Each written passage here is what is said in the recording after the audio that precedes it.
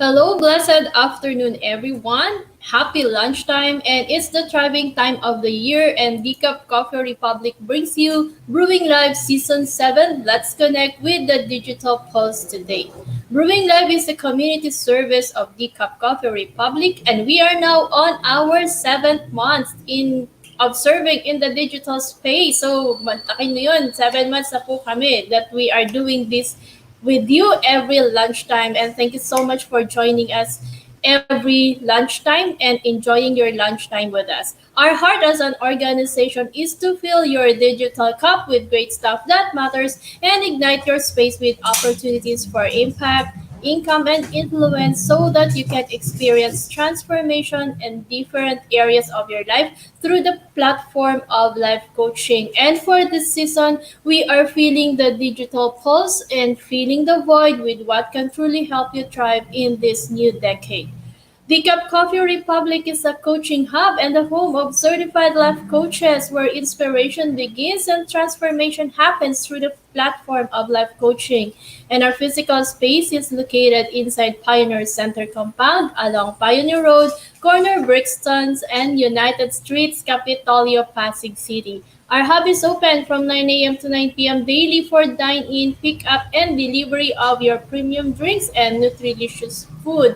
Plant-based meal is also available to help keep you fit and healthy, especially during this time of pandemic. So if you are within the area or you just want to have that healthy meal, then do visit the cup. You can drop by anytime from 9 a.m. to 9 p.m. Or you can also message them.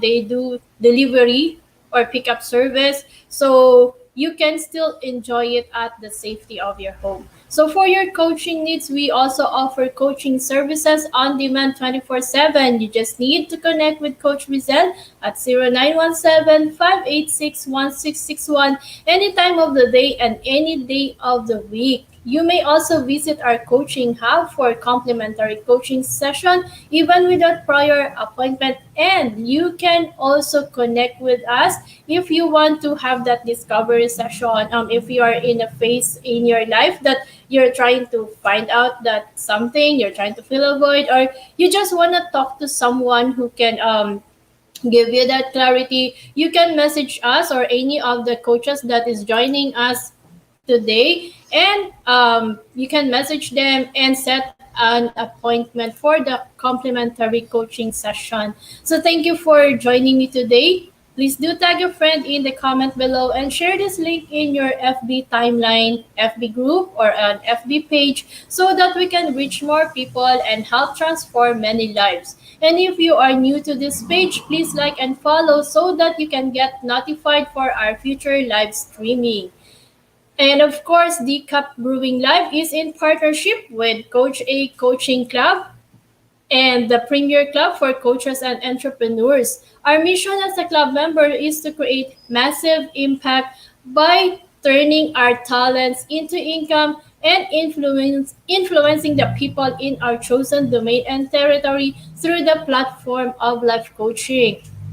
This community service is one of the many ways that we are giving back to humanity the things we learned inside the club.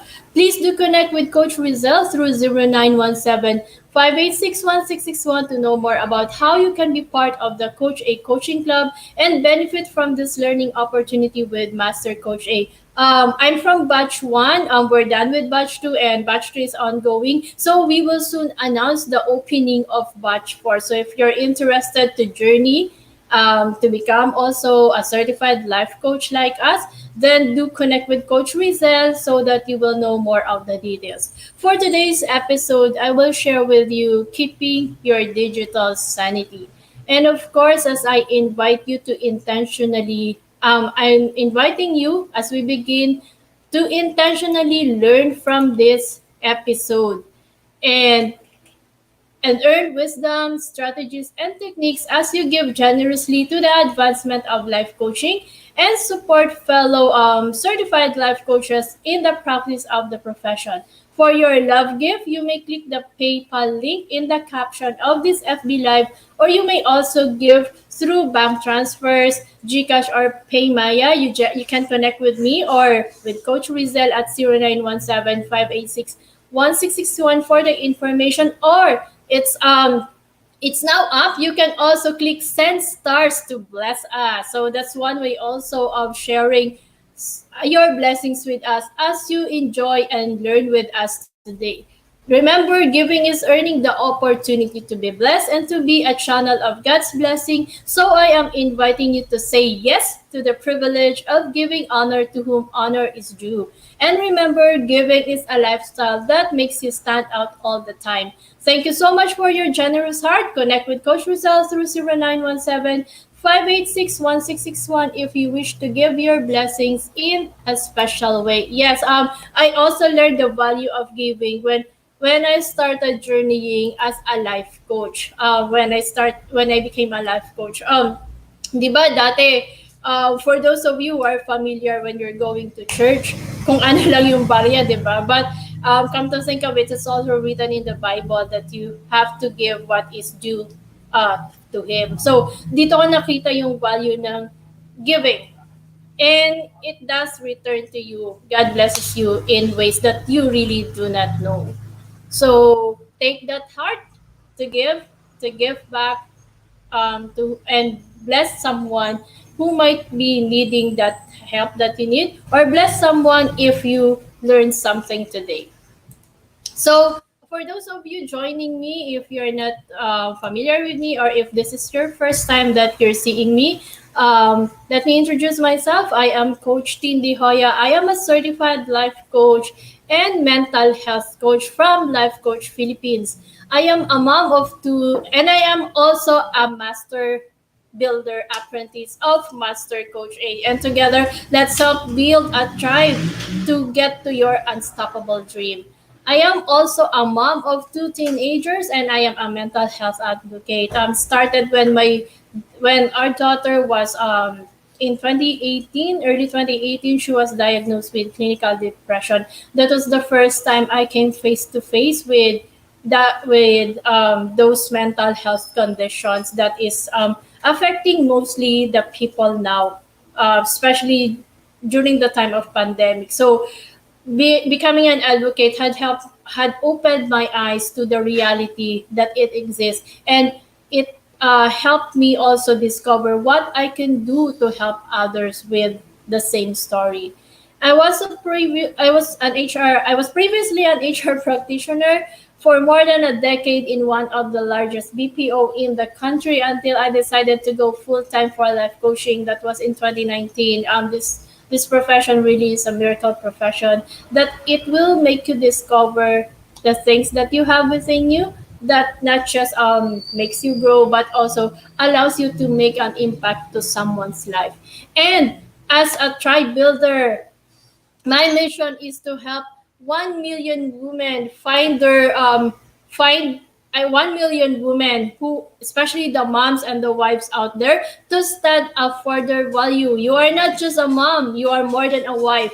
You are a woman, so embrace your identity and womanhood, and together let us build a tribe of empowered families where love and a safe space is a must, so that we have an emotionally and spiritually fit family. So that's my battle cry. And if you are that woman, if you are that mom, if you are that wife, come and join me. Let's have a conversation, and together let's build an empowered family.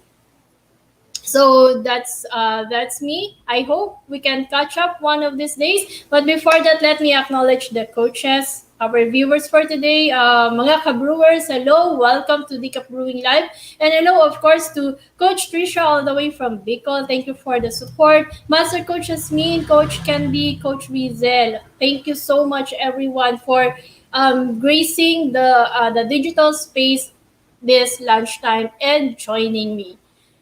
So for today, but before we proceed, of course, let me just remind you to not forget your hashtag Pack My Bag moment and hashtag Decaf Brewing Live. This is about the learnings that you have learned today, if it's something that connects with you, or if you know someone who will benefit from this, you can share this in your timelines, your FB groups, your FB pages, and do not forget to use the hashtag #PackMyBagMoment and Decaf Brewing Live, so I will be able to take if I search it, I will be able to connect with your postings and also comment and share it as well.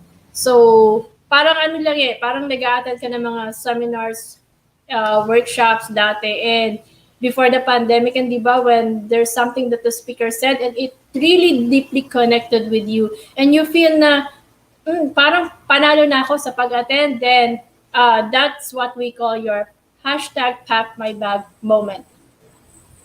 And of course, as a nature practitioner, I was also exposed to resumes. And most of us, at times, it's very difficult for us to find that dream job. And remember that your resume speaks more about you. And of course, it has to communicate your skills and your experience to make sure that you land the job that you want, to keep you at the top of the game. How often most of the resumes that we're using is not really up for what we are, for the skills, or it's not really showing the skills and the experiences that we have. So if it's a problem for you, just connect with me at 0917 8064200, and let's talk about how you can upgrade your resume.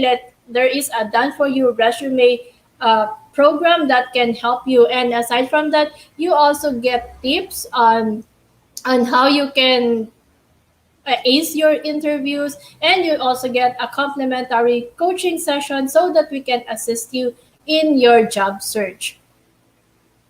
And of course, we're going to be talking about keeping your digital sanity. So remember, in this world where we are all glued to the mini screen, whether it's a laptop, it's your mobile, where every likes, every emoticons to our posts makes our heart skip, can actually cause us to lose sanity. Ilan ba dito yung pag walang nagla-like, nalulungkot, or pag walang nagla-like, magme-message sa friend at sasabihin, uy, i-like mo naman yung post ko, or comment ka naman sa post ko.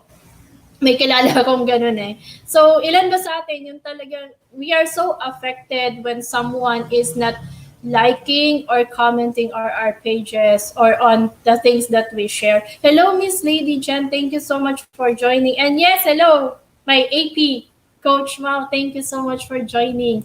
So, feeling down when no one responds or likes our posts, with the so many distractions that we have in social media, minsan, yung mga postings ng friends natin, minsan maiinggit ka kasi nga, buti pa sila, may ganyan, nagbakasyon, etc. Lalo na nung hindi pa nag-pandemic, di ba? Parang it makes you feel, at times you feel envious. Minsan naiinis ka ito, kahit ano na lang pinagpo-post. Minsan may mga ganun, di ba? Lalo na kung may mga, have you experienced those friends in your FB na lahat rantings din ang post? Di ba minsan matitrigger ka, maiinis ka din? Ako dati, ikaw ba yung tipong pumapatol or you just unfollow? Ako, I just unfollow. Friend ko pa din, pero I unfollow para hindi na nagpa-pop up. Kasi minsan, di ba, may mga friends ka na hindi mo alam kung bakit masaya sila na may kaaway sila lagi sa post. Na parang, hey, ano ba, wala na bang magandang nangyari at lahat na lang away. So, it adds up to the toxicity level, and at times, it affects your sanity. Kasi nadadala mo din minsan yung, kung ano man yung energy na kukuha mo sa digital space, nadadala mo siya. Kaya yun, it's one. So, how can you keep your sanity in the digital world? Hello, Coach Nords. Thank you so much for joining. Happy lunchtime. So, here's some statistics about how powerful and how many people are really using the digital space. It says here that as of January 2021, there were 4.66 billion active internet users worldwide. So 59.5% of the global population, And of this total, 92.6% or 4.32 billion access the internet via mobile devices. So, madami talaga yung mga may mobile devices. So, it's very easy for us to just get hold of any information online and see everything in positive, negative, talagang makikita natin because everyone has mobile devices. And then the global internet penetration rate is 59%. Northern Europe ranks first, while 95% internet penetration rate among the population. Countries with the highest internet penetration rate worldwide are the UAE, Denmark, and South Korea. So ganun katlakas, ganun kataas yung internet usage globally. And as of 2019, Asia was the region with the largest number of online users. So syempre, Asia, kasama dito ang Philippines and over 2.3 billion at the latest count. So Europe was ranked second with almost 728 million internet users. So imaginein mo kung gaano kadaming tao ang talagang naka-online and what it is doing to us. China, India, and the United States rank ahead all other countries in terms of internet users. So China has more than 854 million internet users, and India has approximately 560 million online users. Both countries still have large parts of the population that are offline. Pero pag tiningnan mo, si Philippines din is one of those who are really very internet savvy. Kaya nga madaming customer service and technical support that is working from here because we are so ang galing natin pagdating sa digital world. So those are just some of the figures that we see online, and you can check it out. I just copied it from Mr. Google, and of course, seeing the numbers gives us a glimpse of how very connected we are to the digital world. So, what are the ways to stay sane in the digital world? Over the last 2 decades, technology has progressed rapidly and internet became mainstream, smartphones became the norms, and social media became a popular way to connect. Maganda naman ang value talaga ng social media because we are able to connect with friends na matagal na din nating hindi nakita, nakausap, but we are able to do that now. Even family members now, we have lost touch. Yung mga umalis na ng Pilipinas, di ba? Madali na lang to communicate with them. With all this, at times, it becomes too much to be just staying online. But even if you wanted to switch off, at times it's hard to do because work is often online as well. Di ba minsan ayaw mo talagang mag-switch on na. Pero wala eh kasi your work is also, you're using the internet. So there's always that temptation for you to watch or to browse or just search whatever it is that you want to watch or read in the in the internet. And social media became the norm as well to be liked, and we're constantly at our toes to make sure that we always look at our best. So si social media din, naging ganun yung impact. Hello Coach Gracie and Coach Marifa, thank you so much for joining. So naging ganun din yung impact ni social media sa atin na parang come to think of it, we always want to be at our best when we post. Ayaw natin yung mga, kasi ginagamit nilang memes, di ba? Pag yung itsura mo is nakakatawa or something. So, there are people using that. So, for us, parang mas gusto natin always be the best that we have to be able to connect, to be affirmed. May ganun talagang binibigay na emotions in social media. So, I'm going to give you some ways that you can safeguard your sanity when you are using social media. So first, of course, is remember the digital world is not a real world. The news we read and watch is just a snapshot of a person's life, and both are subjective. So kung ano man yung nakikita natin sa digital world, pwede talagang hindi totoo yung nakikita mo. Yun, sabi ni Coach Glacy, I need this, mahirap kaharap lagi ang screen. Yes, lahat naman tayo lagi nakaharap sa screen. So yun, the digital world is not a real world. Kung ano man yung nakita natin online, at times it's not true. Kaya nga may mga fake news, di ba? And meron ding mga things that we like in social media na parang inggit na inggit ka, pero if you take a look at it, hindi naman pala. Remember, news are presented in a way that it will get more views. So are the people on the social media. So what you see online is not always the truth. Minsan, pinapaganda. Parang news, yung mga balita, di ba? More often, ang nilalabas nila yung mga pangit. Kasi yun yung nakaka-attract ng madaming tao. More viewers. So, in social media naman, ang ginagawa natin, minsan yung negativity. Kasi, ewan ko ba kung bakit ang daming taong gustong sumausaw sa mga issues na hindi naman dapat nila pakialaman. And we are so happy. It's like nga, at times it seems like it's bullying eh. Kasi, di ba, when someone posts ng rantings, tuwang-tuwa ka at nakikiano ka din, nagko-comment ka din. Kaya madami din nag-aaway-away sa social media, di ba? Lalo na yung I encountered a friend na nag-post, o di syempre, minsan ang comment ko lang dyan, why don't you tag the person so aware yung tao and then mag-usap kayo. Minsan kasi, di ba, maiirita na, ito talagang taong to ang hilig mag-rant pero hindi mo alam kung anong meron.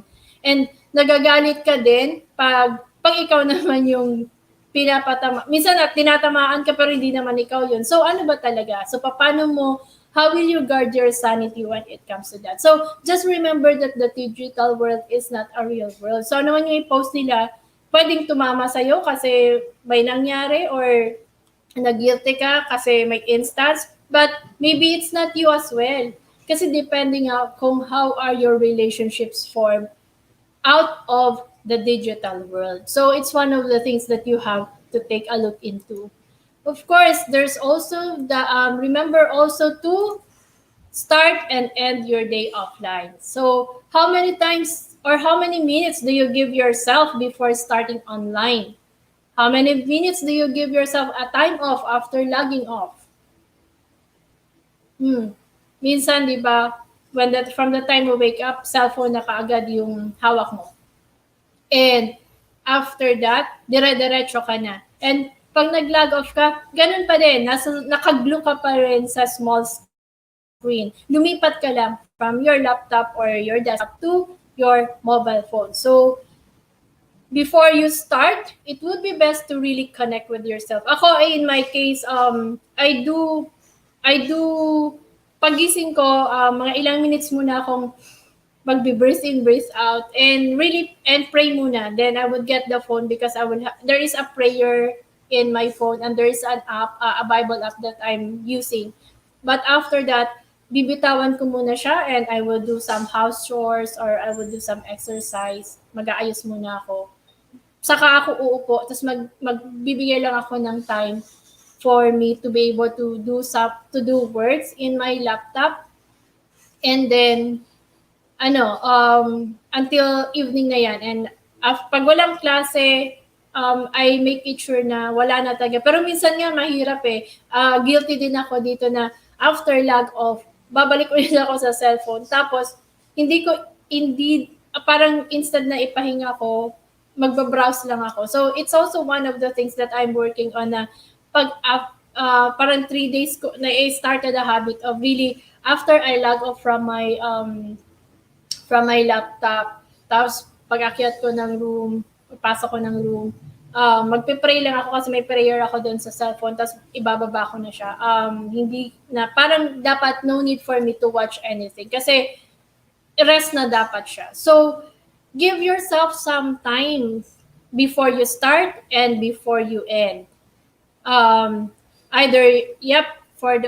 Before you start, you can either go on meditate on your devotion or go out for some fresh air or coffee to have that moment to yourself before starting online. And after logging off, same thing, maybe give yourself another 30 minutes to settle yourself. Whatever you do it for you. So, spend some time offline. Maganda din minsan talaga ang nagdi-detox. And third is, Of course, the picture says it all. Don't engage with trolls to keep your sanity.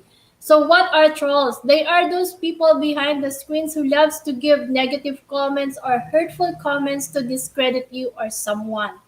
And oftentimes you will encounter them more time when you spend more time on the internet. Do not engage with them. Focus your attention to the positive voices in the net. Remind yourself that's not about you, but it's about them. So if you're someone who gets affected by negative comments, let it pass.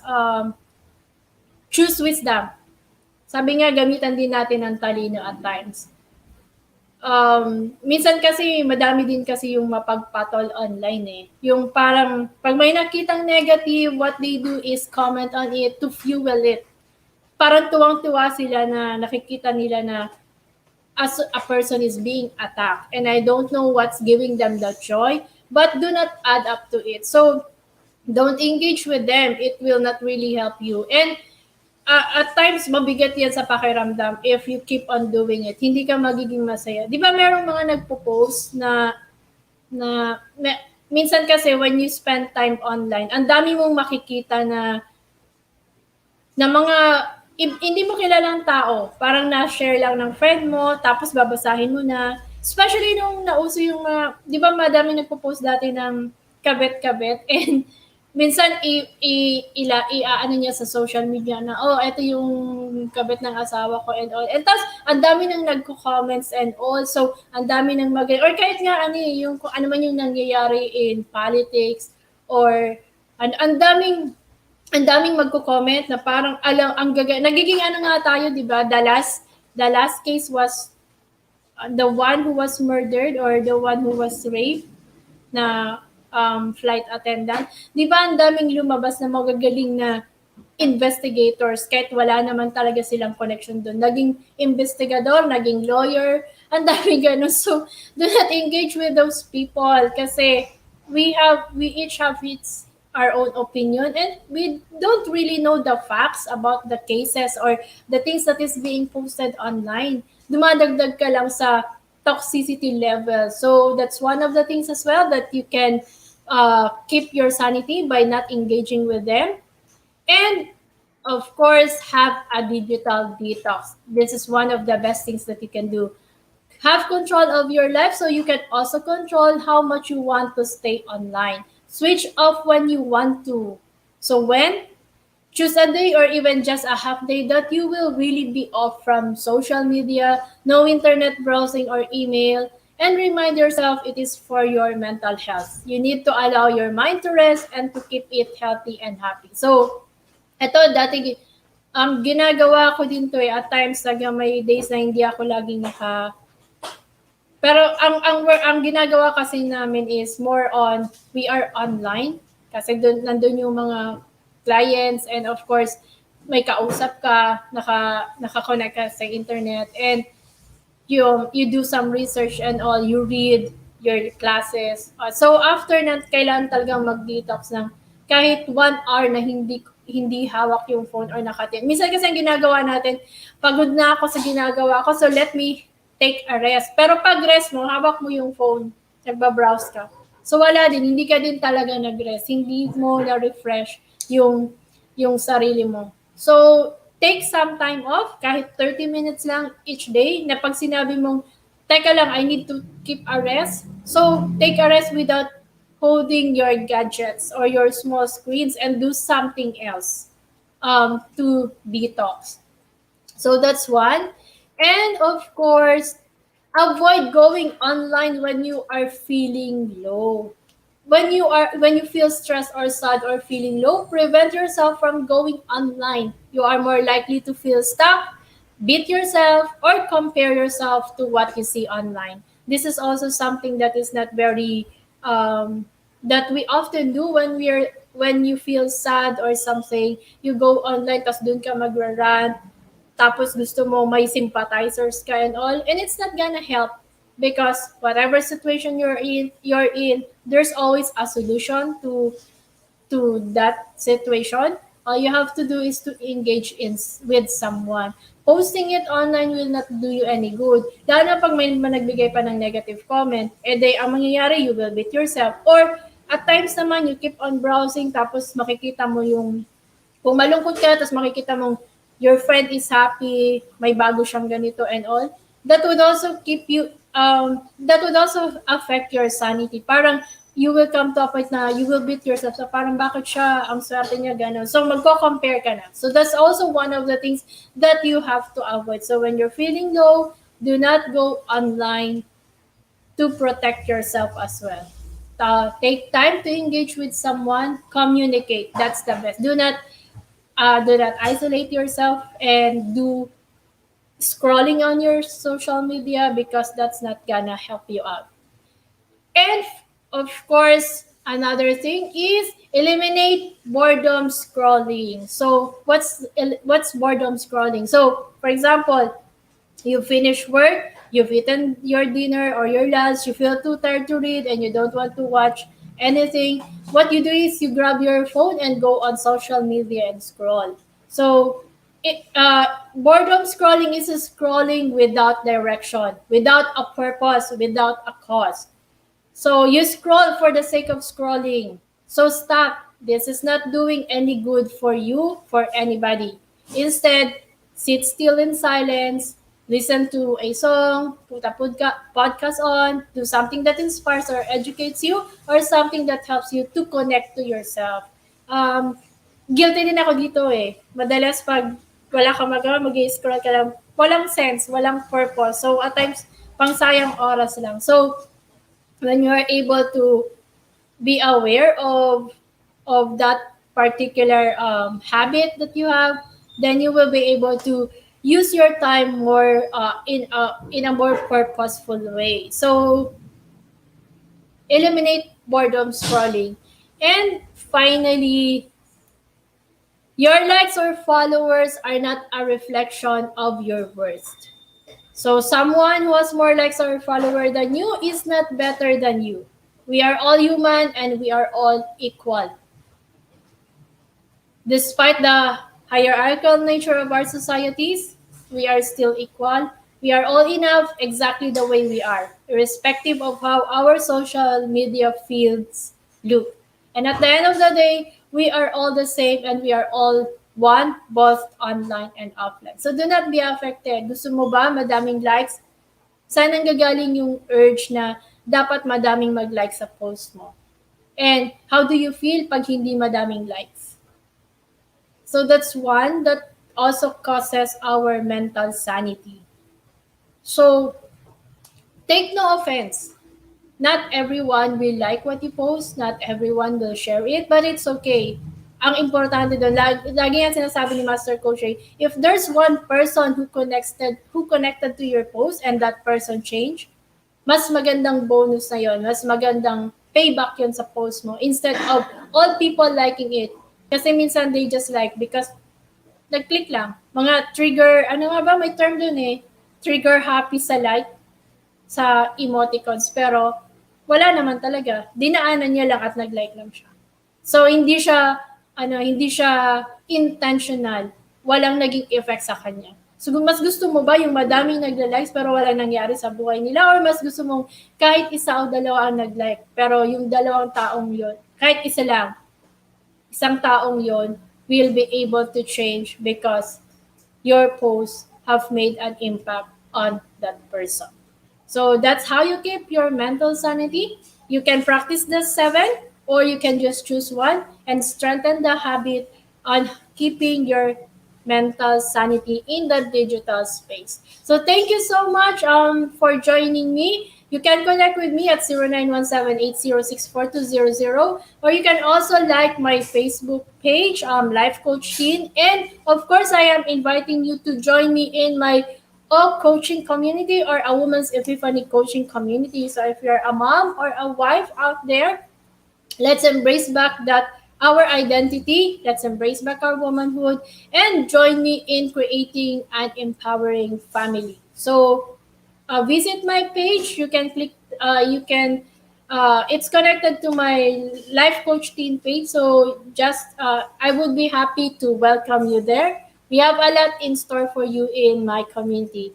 So for the parents out there also, I would like to invite you. We will be having the Get Your Kids to Behave coaching workshop or coaching session with my better half, Coach Sean. That's gonna be on March 28th at 4 p.m. That's a Sunday. So if you wanna know how to get your kids to behave, then join us in that coaching session. Let's have a conversation. Connect with me at 0917-806-4200.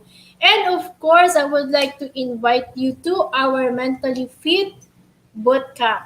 So this bootcamp, if you're a homemaker, you should be able to manage how you run your relationship with your husband and your kids, and of course, the household. However, at times, things or situations get the best of us, and often we come into what we call the drama triangle.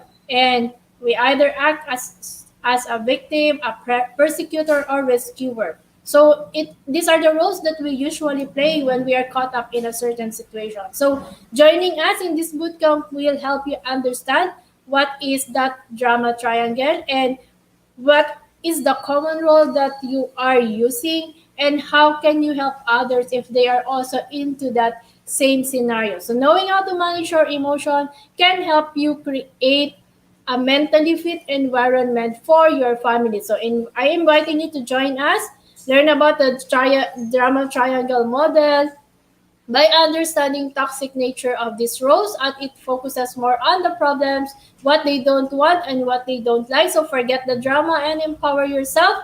Learn also how life coaching can create a mentally fit environment in your every relationship and ecology. You will also have a life coaching session with Master Coach A. That's 10 hours for 2 days. You will also have a 90-minute coaching session, virtual coaching with a master builder apprentice. That's for 3 sessions. And you will get the bonus of a coaching card, the workbook, journals, and planner. So if you're interested, let's have a conversation. Join me. Connect with me at 0917-806-4200. In behalf of Decaf Coffee Republic and Coach A Coaching Club, we want to thank you all for being a part of this journey. You can watch the replay of all the episodes from season 1 to season 6 inside FB page of Decaf Coffee Republic and Life Coach Philippines. You can also check on Coach AI Connect YouTube channel for the HD video copy of this episode. Remember to subscribe to the channel so that you can get alerts when a new video becomes available. Tomorrow, our episode is Setting Up Your Personal Firewall by Coach Karel. So be sure to join us back at 12 noon as we continue to feel the digital pulse and fill the void so you can thrive. So thank you so much for joining me. Have a great lunchtime and love bam boom, love bam boom, love bam boom. See ya!